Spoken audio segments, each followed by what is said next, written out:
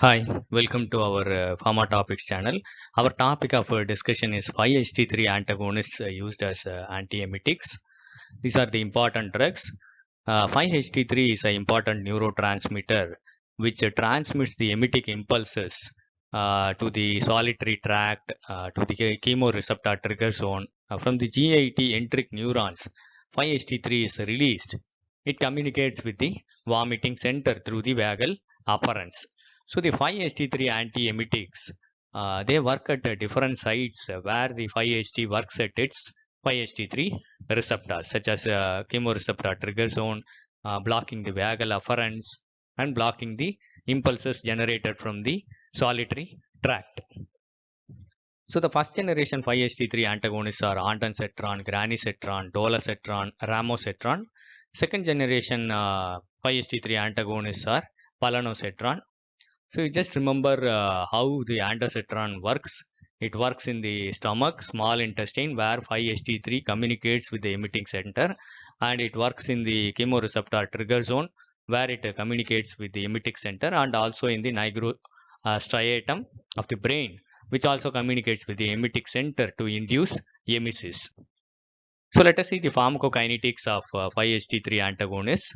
Ondansetron has a oral bioavailability of 60 to 70%, and it is metabolized by CYP1A1, CYP2D6, CYP3A4, and followed by glucuronidation or sulfation. Granisetron is more potent than ondansetron. It is 10 times more potent, and it is metabolized by CYP3A4.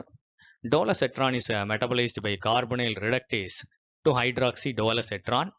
Ramosetron, it is marketed in Japan, which has additional actions. It also normalizes the disturbed colonic function due to emesis. Palanosetron has high affinity for 5-HT3 receptors, and it is the longest acting that is 5-HT3 antagonist, that is nearly 40 hours, and it is metabolized by CYP2D6. Let us see the therapeutic uses of 5-HT3 antagonists. It is useful, very useful in chemotherapy-induced emesis, particularly cisplatin-induced emesis, which is the highly emetogenic anti-cancer drug.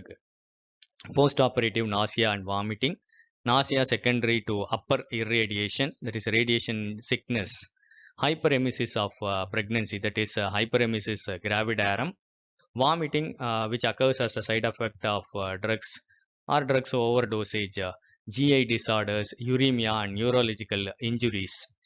These drugs are more effective when they are combined with the corticosteroids or such as dexamethasone. Palanosetron plus aprepitant is an effective combination in controlling delayed emesis of cancer chemotherapy. These drugs are less effective in morning sickness, where hyoscine or toxylamine is preferred. Let us see the adverse effects of 5-HT3 antagonists.